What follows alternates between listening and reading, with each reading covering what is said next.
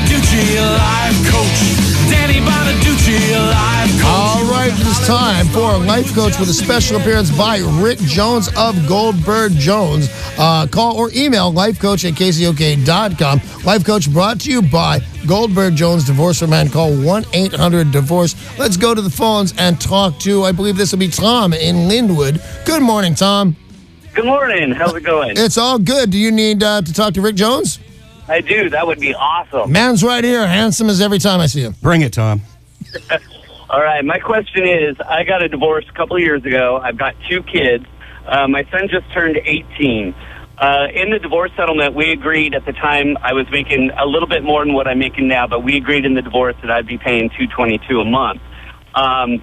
Then my ex-wife decided to go on the state support system, and when she did, the state came after me, and it basically tripled my child support, so I'm paying $666. Jeez. On support, yeah, crazy. Did it drive you crazy that you were paying the number of Satan, 666? Right? Exactly. Yeah, man, I heard that right away. Trust me, we knew that right away, too. I'm definitely paying straight to Satan. So anyway, my question is now, my son turned 18. He dropped out of school about a year and a half ago. She let him drop out. So child support went up to the $666 until he turns 18, or unless he continues school. Well, now, all of a sudden, after a year and a half of being out of school, he's enrolled again.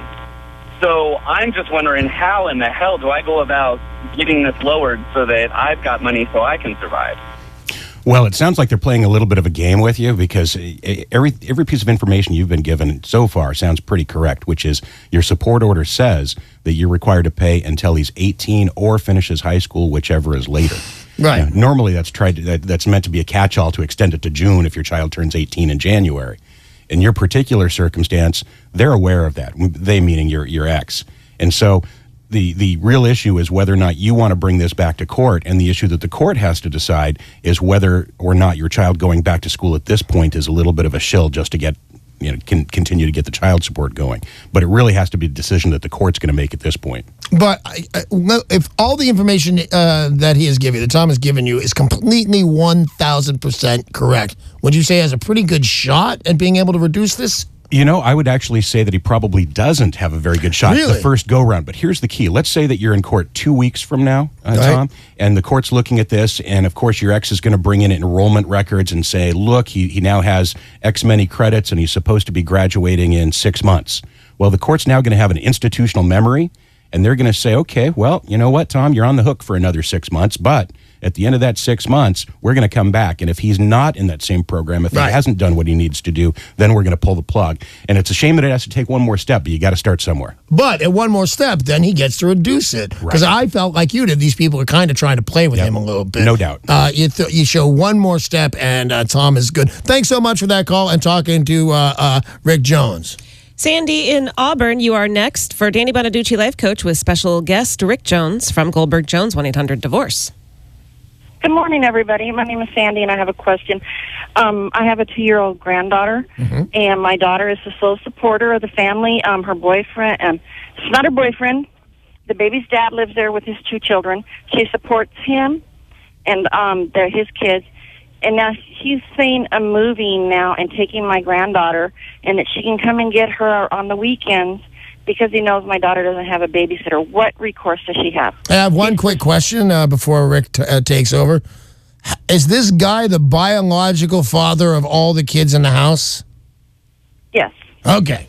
All right. Well, basically it becomes a custody issue. Your daughter certainly doesn't simply have to acquiesce, have to go with them. There's no reason she needs to do that whatsoever. And just like divorcing people, even though they were never married, you establish what's called a parenting plan with the court, and it becomes a custody issue.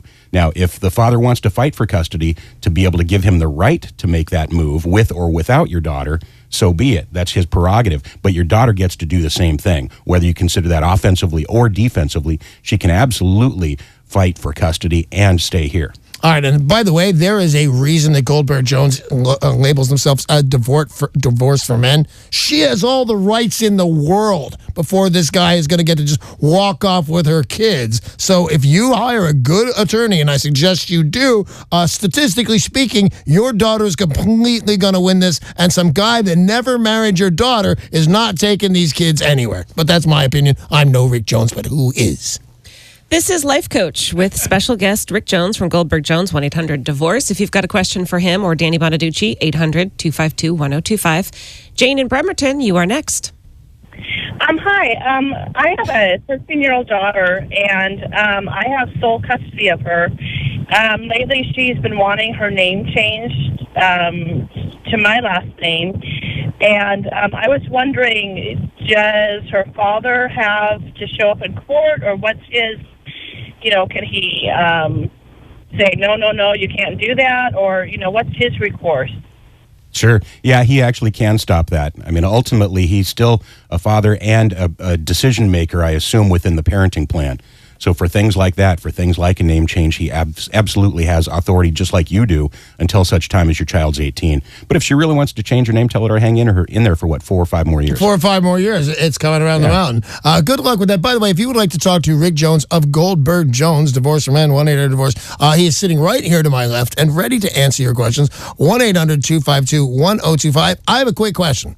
I was just trying to describe no-fault state when you're on your way in. So let's say you and I are married, Sarah, and I cheat on you with your sister, man, and I tell all your friends, and there's pictures of us, and I post them online. I couldn't be a worse human being, right?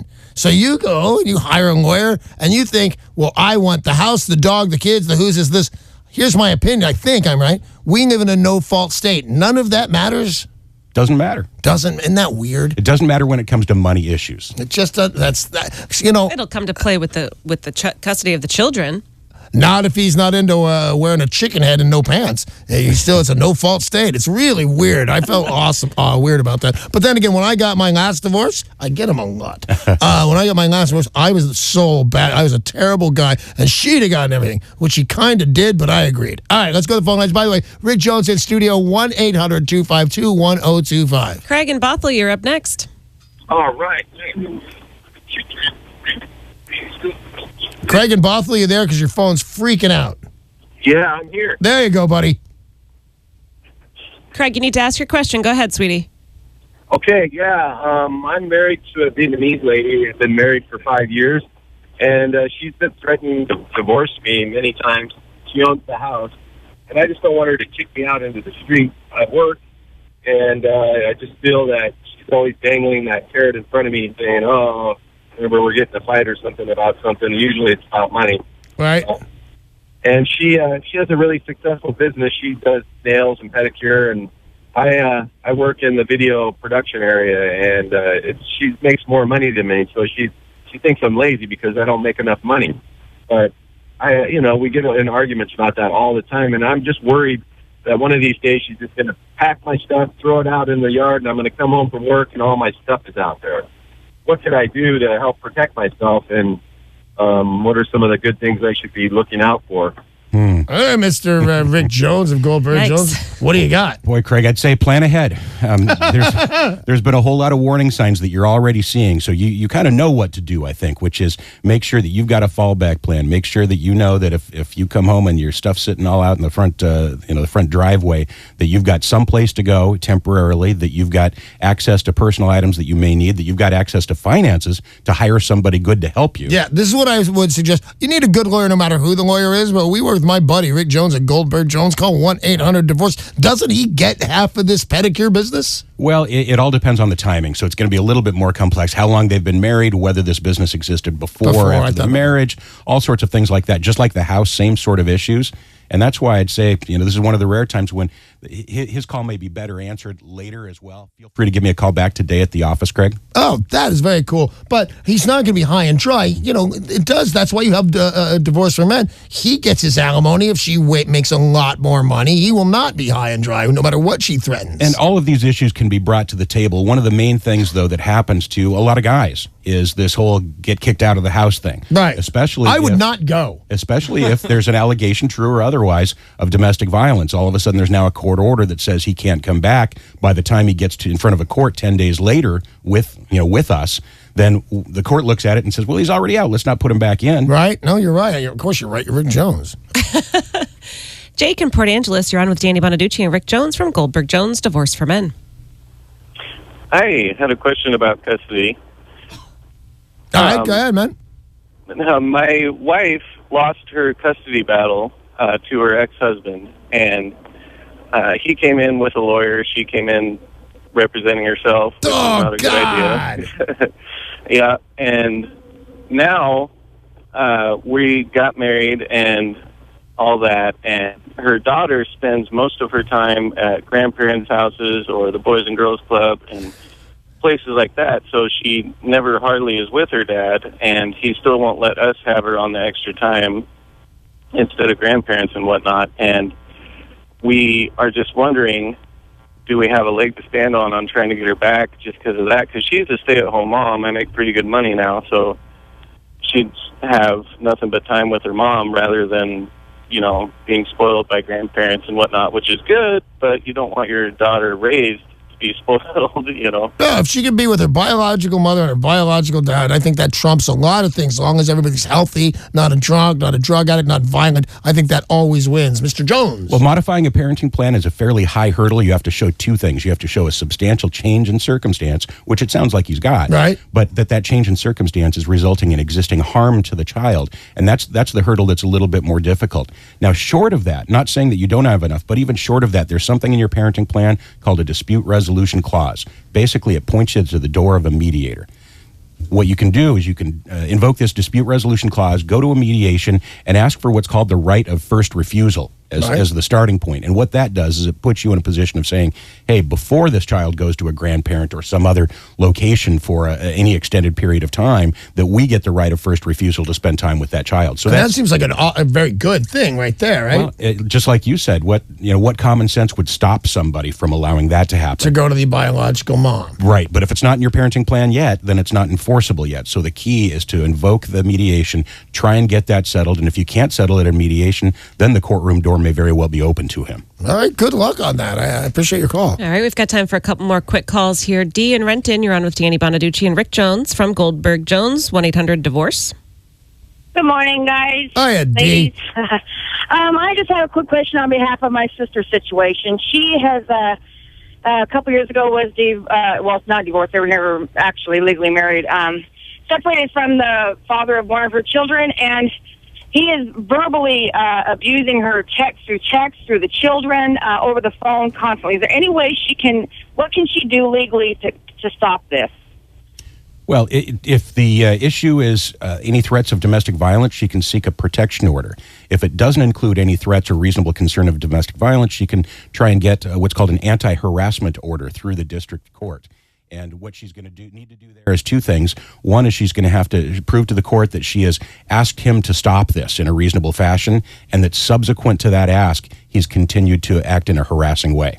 And by the way, I'd just like to point out, those are surprisingly simple to get. I would think, and thank God nobody has done this to me, but somebody, you just want to say, this person's around, I'm afraid of this person. That's a bad reputation for that person to have, but sure enough, most judges say, good enough for me. You've said it, I believe it, here's the writ. So do what Rick said. I think you'll be very happy with the results. And Josh in Everett, you're on with Danny Bonaduce and Rick Jones from 1-800-DIVORCE. Hey, Rick. So I had an ex-girlfriend of 4 years. I have a 1-year-old son with her, and I just broke up with her about a month and a half ago. Now she's not letting me see my son. I'm just wondering what I can do about that and what I can do about getting custody of him. Yeah, you bet.